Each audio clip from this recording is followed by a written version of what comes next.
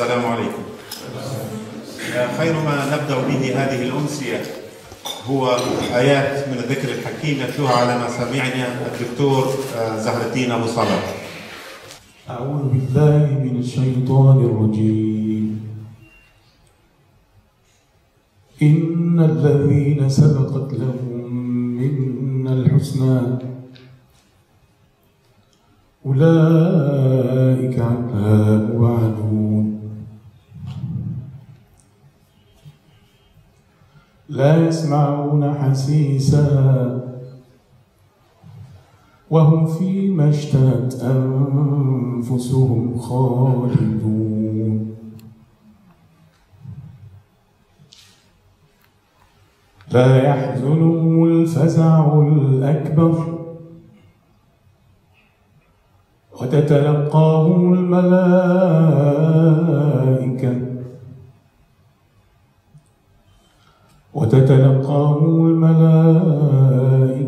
هذا يومكم الذي كنتم توعدون يوم نطوي السماء كطي السجل للكتاب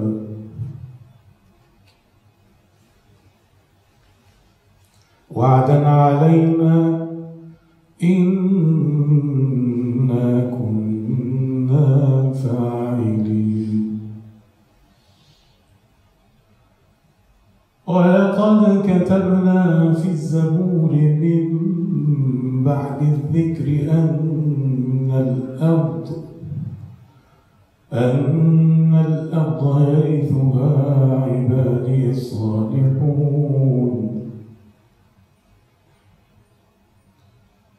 إن في هذا لبلاغا لقوم عابدين وما أرسلناك إلا رحمة للعالمين صدق الله العظيم.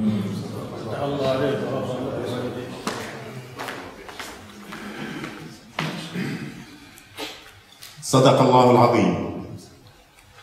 الأخ الدكتور دكتور عارف النايد سفير دولة الإمارات، سفير ليبيا في دولة الإمارات، الأخوة أعضاء السفارة، الأخوة الأطباء والطبيبات، الأخوة العاملين في مجال الصحة بصفة عامة، السلام عليكم ورحمة الله وبركاته.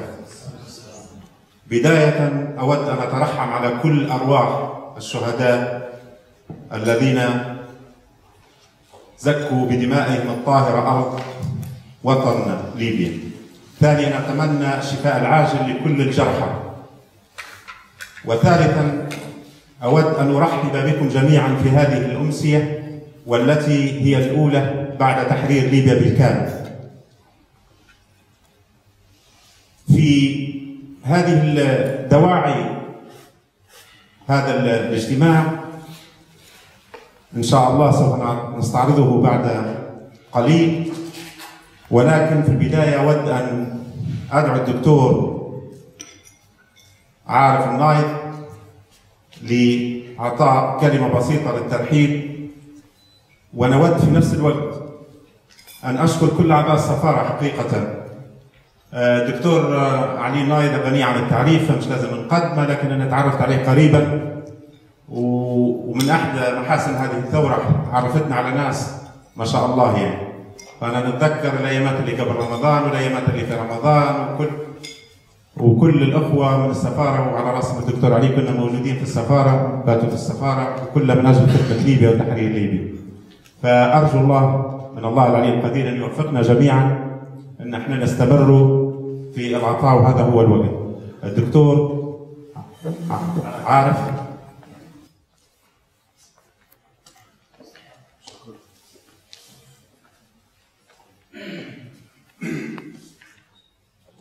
بسم الله الرحمن الرحيم. الحمد لله والصلاة والسلام على رسول الله وعلى آله وصحبه ومن والاه. السلام عليكم ورحمة الله وبركاته. يشرفني في هذه الجمعة المباركة أن أرحب بالطبيبات والأطباء الليبيات والليبيين، وكذلك العاملين في قطاع الصحة في دولة الإمارات العربية المتحدة، وأغتنم هذه الفرصة لتهنئة الجميع بتحرير البلاد، وأيضا بتشكيل الحكومة الجديدة، والتي نرجو من المولى عز وجل أن يوفقها لما يحبه ويرضاه، ونرجو من الجميع التعاون مع هذه الحكومة الجديدة والسيدة وزيرة الصحة فيما يخدم البلاد والعباد إن شاء الله. فهنيئا للجميع، ونتمنى إن شاء الله الاستقرار لبلادنا الحبيبة. نترحم على الشهداء، ونرجو من المولى عز وجل الشفاء للجرحى والمصابين، ونرجو من المولى عز وجل أن يلهم الأمهات والأيتام الصبر والسلوان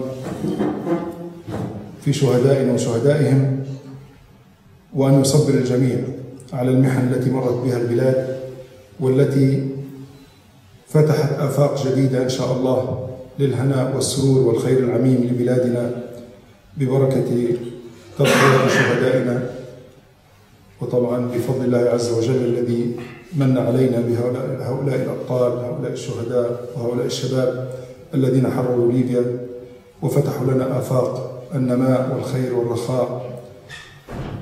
فهنيئا لهم وهنيئا لهذه البلاد بهم، وهنيئا لكم جميعا بهذه الانتصارات إن شاء الله.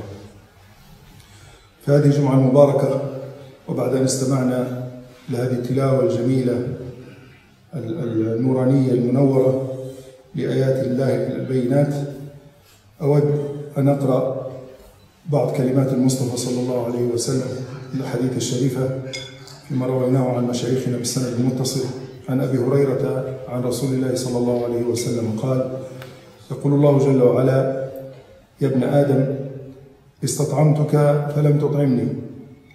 قال: فيقول: يا رب وكيف استطعمتني ولم أطعمك وأنت رب العالمين؟ قال: أما علمت أن عبدي فلانا استطعمك فلم تطعمه؟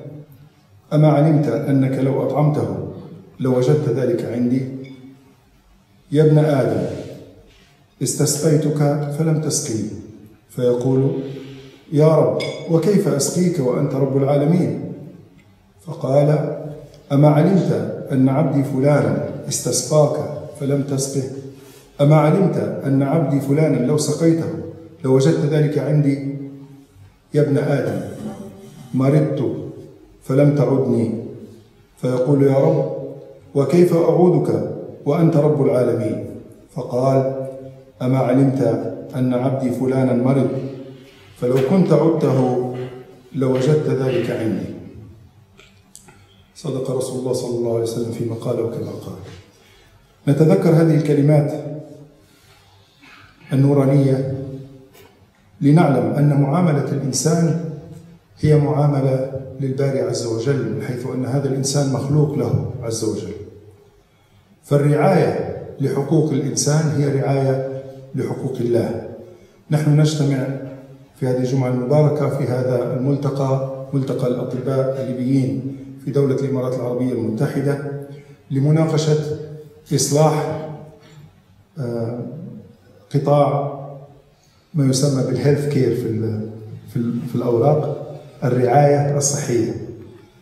فأريد أن أنوه على أن الرعاية الصحية هي رعاية للإنسان، والرعاية للإنسان هي رعاية لحقوق الله، كما يقول الحارث المحاسبي في كتابه الشهير الرعاية لحقوق الله. فأخواتي وإخواني، هذه الأمانة التي في أعناقكم وأعناق جميع الليبيين، رعاية الليبي للليبي، رعاية المسلم للمسلم، رعاية الناس لبعضها البعض، هي رعاية لحقوق الله. ولقد شرفكم الباري عز وجل بأن كنتم أصحاب مهنة من أعز وأغلى المهن، ومن أكرمها على الباري عز وجل وعلى العباد، حيث أن هذه المهنة تتلخص في مساعدة المرضى ومعاونتهم والأخذ بالأسباب لاستجلاب الشفاء الذي يأتي من الباري عز وجل. فهذه المهنة مهنة راقية، مهنة عالية، أمانة شريفة كبيرة. فأتشرف حقيقة بأن أكون بين هؤلاء السادة وهذه السيدات الذين يعتنون بهذه المهنة الطيبة المباركة. فهو شرف عظيم لنا أن نكون بينكم في هذا اليوم المبارك، يوم الجمعة، ونسأل المولى عز وجل أن يفتح عليكم فتوح العارفين، وأن يلهمكم بما فيه خير البلاد والعباد، لأن إصلاح القطاع الطبي في ليبيا وقطاع الرعاية الصحية هو من أهم ما يتطلع إليه الشعب الليبي. الشعب الليبي عانى كثيرا على مدى 42 سنة. قطاع الصحة وقطاع التعليم قطاعين حقيقة يتطلع كل الليبيون لإصلاحهما، وأنتم من إن شاء الله أقدر الناس على المساهمة في هذا الإصلاح.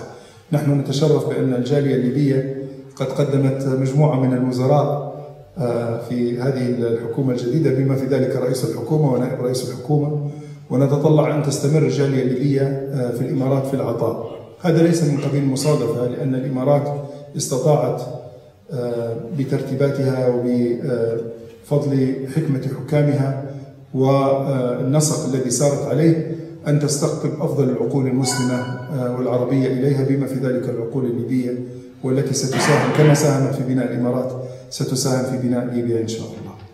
عن أبي عمر أن رجلا جاء إلى رسول الله صلى الله عليه وسلم فقال: يا رسول الله، أي الناس أحب إلى الله؟ وأي الأعمال أحب إلى الله عز وجل؟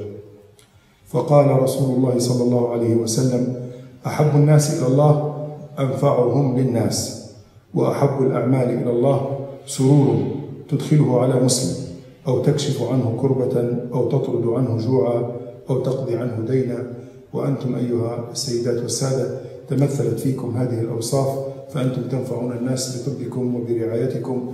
نسأل المولى عز وجل أن ينفعكم كما نفعتم الناس، وأن يرعاكم كما ترعون هؤلاء الناس، وأن يحقق لكم ما تتمنونه لبلادنا من رخاء ومن إصلاح ومن خير عميم يعم جميع الناس.